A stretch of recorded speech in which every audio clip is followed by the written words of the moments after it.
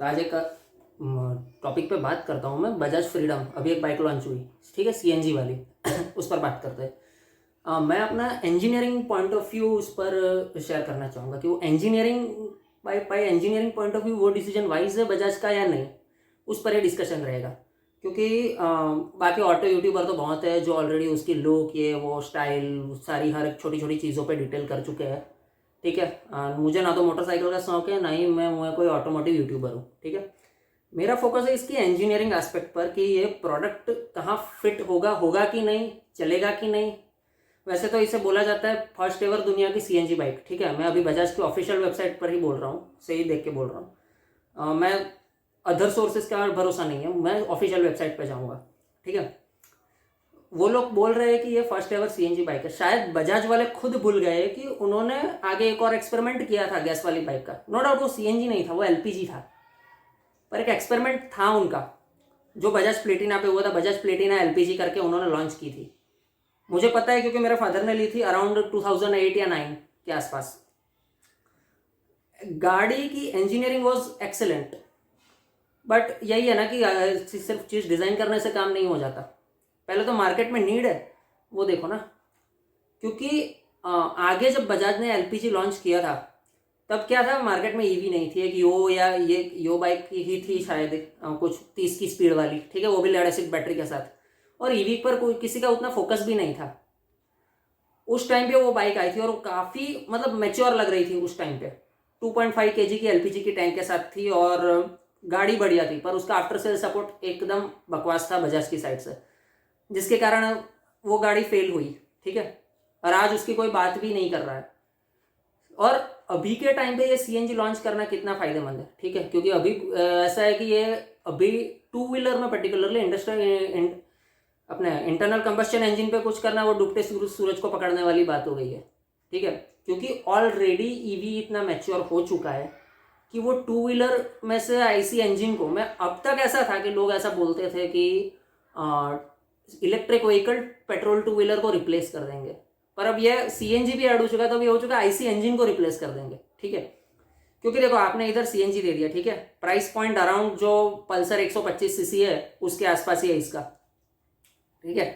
तो प्राइस के हिसाब से ये पेट्रोल से तो सस्ती हो ही नहीं सकती, क्योंकि आपने एक और वेरिएबल ऐड कर दिया अंदर, पूरी फ्यूल इंजेक्शन सिस्टम सीएनजी के साथ जो लगती है वो ऐड हो गई, ठीक है। हालांकि वो पहले जो एलपीजी के साथ जो इनको दिक्कत आई थी उतनी दिक्कत यहाँ पे कॉम्प्लेक्सिटी नहीं बढ़ी होगी। रीजन, पेट्रोल के टाइम पे वो एलपीजी आई थी प्लेटिना, तब इनके पास कार्बोरेटर सिस्टम था, तो इनको अलग से एक डायफ्राम पंप या ऐसा कुछ लगता था अंदर फ्यूल इंजेक्ट करने के लिए।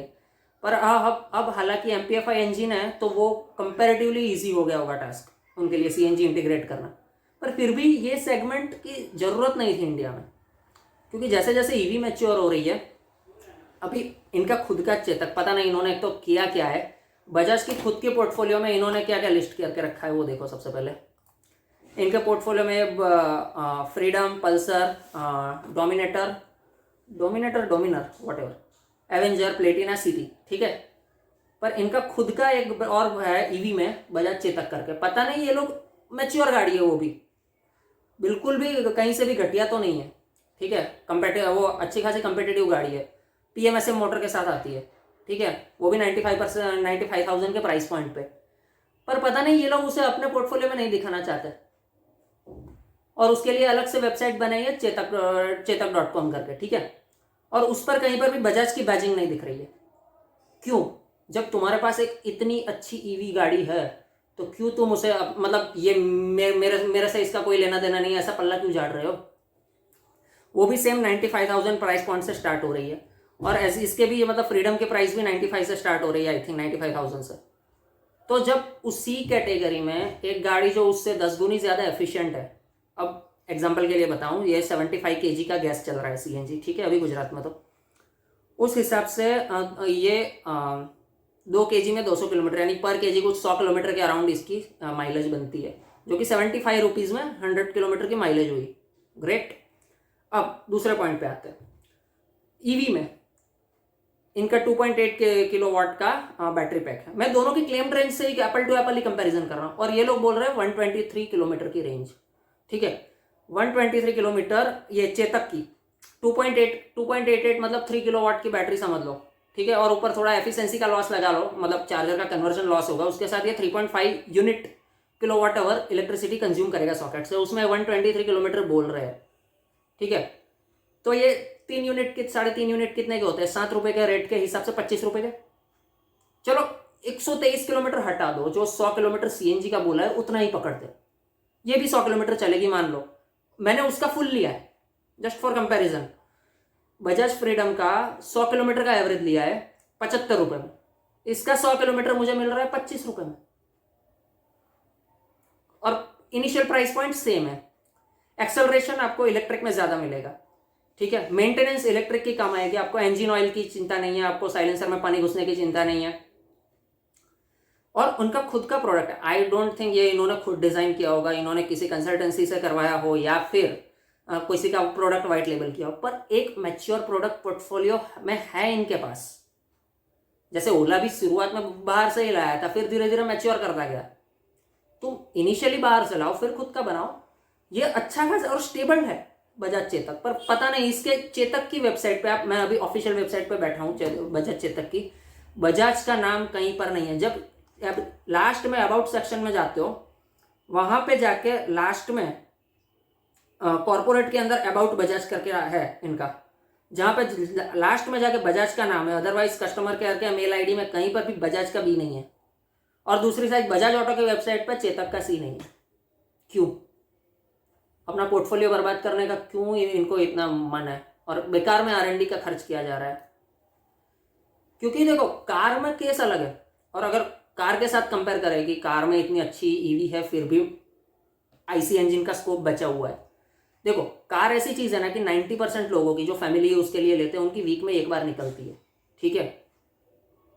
बहुत हुआ तो ऑफिस जाना हुआ तो भी दिन में 2-4 किलोमीटर जाने के आने के, मेजोरिटी की बात कर रहा हूँ मैं।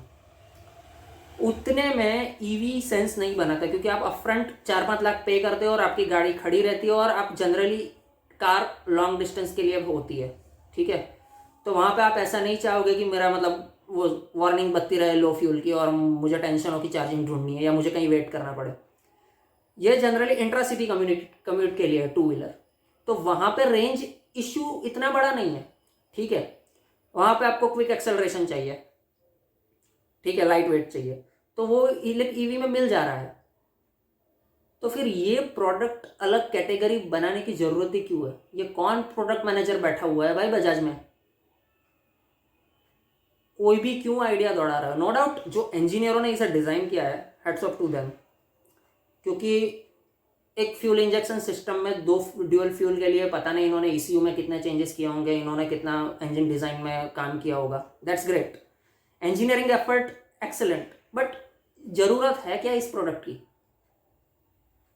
कार का केस अलग है, क्योंकि उसमें यूटिलाइजेशन उतना नहीं होगा, तो जितना आप लिथियम आयन बैटरी पे खर्च कर रहे हो वो आपको रिकवर नहीं होगा। पर यहाँ पे तो रिकवरेबल है, 2 व्हीलर में मैंने रिकवर कर लिया है।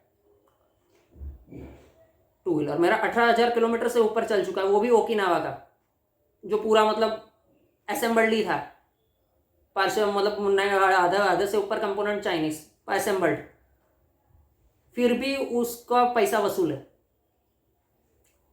ठीक है। जब लिथियम आयन मैच्योर हो रहा है, और प्राइस पॉइंट भी देखो ना आप, मतलब प्राइस में जब देखो, जैसे पेट्रोल व्हीकल में क्या है, सीएनजी भी लेते हो आप, मैं पंच का एग्जांपल लेता हूँ। पंच सीएनजी आपका 8.5 से चालू हो जाता है, शायद 8 लाख के आसपास। मैं अभी जब गाड़ी के परचेस की 1.5 महीने पहले तो मैं देख रहा था, ये 8.5 के आसपास से चालू होता है टाटा पंच सीएनजी में, जबकि उनका ईवी में 11, ठीक है। आप अप फ्रंट 3 से 3.5 लाख एक्स्ट्रा पे कर रहे हैं, ठीक है, और उसमें भी आपके साथ रेंज एंग्जाइटी फ्री आती है। और अगर आपका यूज़ केस उतना नहीं है कि मान लो आपकी लाइफ स्पैन, पूरे लाइफ स्पैन में गाड़ी 80-90 हज़ार किलोमीटर ही चलनी है, तो आपकी वारंटी भी वॉइड हो जाएगी, ठीक है, 8 साल बाद। ना ही आप उसका बैटरी के लिए आपने जो एक्स्ट्रा पे किया था, मतलब इतना 3.5 लाख जितना, वो रिकवर कर पाओगे, बराबर। और जैसे अभी का ये पेट्रोल गाड़ी के लिए 15 साल और डीजल के लिए 10 का रूल है, गवर्नमेंट रूल ला देगी कि बैटरी भी, मतलब बैटरी उससे ज़्यादा खतरनाक एक्सप्लोजिव है, तो सेफ्टी के नाम पे गवर्नमेंट अभी नहीं है पर कुछ साल बाद रूल ला देगी, मे बी कि 10 साल के बाद एटलीस्ट गाड़ी नहीं तो आपको बैटरी रिप्लेस करनी पड़ेगी। तो आपकी बैटरी का पैसा रिकवर नहीं हुआ है, तो आप कैसे मतलब बैटरी चेंज कर दोगे, ठीक है। तो ये सारी प्रैक्टिकल कंसिडरेशन है। तो वहाँ पे आईसी इंजन का अभी भी स्कोप बचता है, क्योंकि अब जिनको साल में हद मार के 5-6 ट्रिप करनी है ये, ठीक है, या फिर जिनका डेली का सिर्फ 10-15 किलोमीटर है, तो उसके लिए वो सेंस नहीं बनाता है। हाँ, फ्लीट ओनर के लिए ईवी सेंस बनाता है। ये केस टू व्हीलर में उल्टा पड़ता है। क्यों? क्योंकि टू व्हीलर डेली का दिन में 2-3 बार निकलेगा, हर बार मतलब 4-5 किलोमीटर घूम के आएगा, ठीक है। और price, initial price point same है, सबसे बड़ी बात। तो आपको एक्स्ट्रा इनिशियली बर्डन नहीं लगेगा, और डे 1 से आपकी सेविंग चालू है यहाँ पे। तो ये ज़्यादा मतलब वाइज ऑप्शन था कि इनके पास एक प्रोडक्ट था, भले ही वो फॉरेन था, मतलब कहीं से एक्सपोर्ट इंपोर्ट किया था या किसी कंसल्टेंसी से बनवाया था, ये इसको और मैच्योर कर सकते थे, ठीक है, क्योंकि मार्केट इस तरफ जाने वाला है। देखो अभी होंडा वो सोया हुआ है, ठीक है, टीवीएस iQube अपनी ब्रांड के नाम पे कितना जल्दी से उसका ग्रोथ हुआ, जबकि उसके व्हीकल में उतना कुछ इनोवेटिव नहीं है जितना आपको दूसरे में मिल जाता है जो कि प्योर इलेक्ट्रिक बनाते हैं, फिर भी वो ग्रो कर रहा है। तो सेम वे इनका भी चेतक भी कर सकता है, और अच्छा पोटेंशियल है उसमें। तो उसको छोड़ के ये टोटली नई कैटेगरी क्रिएट करना है, क्योंकि आपके पास इसके लिए मेंटेनेंस के लिए स्टाफ नहीं होगा, आपको अलग से ट्रेनिंग देनी पड़ेगी इसका इंजन हैंडल करने, इसका इंजेक्शन सिस्टम हैंडल करने के लिए, ठीक है। वो आप हर इसकी सेल्स भी कम होगी, तो उसके लिए क्या आप अलग से इंजन मतलब टेक्नीशियन रखोगे क्या? क्योंकि मैंने एलपीजी के साथ फेस किया था, क्योंकि बाहर का कोई इसको टच नहीं करेगा और आपके पास टेक्नीशियन होगा नहीं, तो फिर वो करेगा क्या गाड़ी का, ठीक है। हालांकि अभी ईवी का तो मैच्योर होने लगा, ईवी में भी सेम प्रॉब्लम थी, पर ईवी का मेंटेनेंस कम है क्योंकि उसमें मूविंग पार्ट कम है।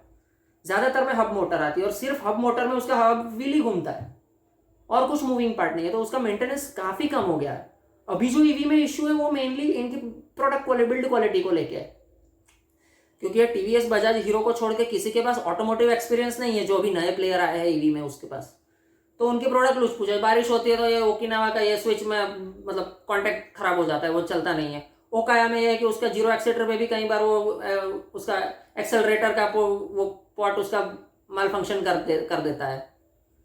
हॉल सेंसर में पानी भर जाता है तो मोटर जैम हो जाती है। ये क्वालिटी इश्यू है, क्योंकि जहाँ पे आईपी रेटेड कनेक्टर यूज कर रहे थे वहाँ पे इन्होंने नॉर्मल किए हुए हैं, ठीक है। Air tight connector, water tight connector नहीं है, तो वो पानी जाके वो फिर उनका सेंसर का फीडबैक गलत दे देते हैं। तो ये टेक्निकल इशू है, ये इनकी क्वालिटी की वजह से। फंडामेंटल डिजाइन में कोई फ्लॉ नहीं है ईवी की। तो ये मुझे तो ये अननेसेसरी स्टेप लगा कि ये वेस्ट ऑफ मनी है, और ये प्रोडक्ट डेफिनेटली डिसकंटिन्यू हो जाएगा। जबकि उसके सामने ईवी का अभी आप देखोगे कुछ बड़े शहरों में मैंने देखा है, आई थिंक एक सूरत का कॉन्टैक्ट अभी मैंने कुछ दिन पहले इंस्टा पे देखा था, एक अहमदाबाद का है, जनरल पर्पज, एक अंकलेश्वर में, गुजरात की बात कर रहा हूँ। तो यहाँ पे ईवी की बैटरी पैक ये लोग सेल बैलेंसिंग का, मेंटेनेंस का काम और चार्जर रिपेयरिंग का काम, छोटा मतलब कुछ ट्रांजिस्टर उड़ गया है, ऐसा कुछ काम रिपेयर करने लगे। मतलब धीरे धीरे इसका भी वो ऑफ मार्केट वाला मतलब नॉन ऑथोराइज्ड वाला इकोसिस्टम बनने लगा है ईवी में, और ये बन जाएगा, ठीक है। तो ये मैच्योर हो रहा है। अब ये सीएनजी टोटली नई चीज़ है, क्योंकि अकेली बजाज ने की है, ठीक है। तो मुझे नहीं लगता कि ये प्रोडक्ट की ज़्यादा लंबी लाइफ चलेगी। इंजीनियरिंग वाइज बेस्ट है, पर मार्केट में इसकी नीड नहीं थी, और इसके लिए जो आफ्टर सेल सपोर्ट लगेगा वो मुझे डेफिनेट मतलब मुझे ऐसा लग रहा है कि ये नहीं दे पाएंगे बजाज। आपका क्या ओपिनियन है कमेंट में बताओ। मे बी मैं कुछ ऐसा मिस कर रहा हूँ पॉइंट जो सीएनजी के फेवर में है ईवी के कंपेयर में, तो आप बताओ, डिस्कशन करेंगे और एक नई चीज़ जानने को मिलेगी। That's it.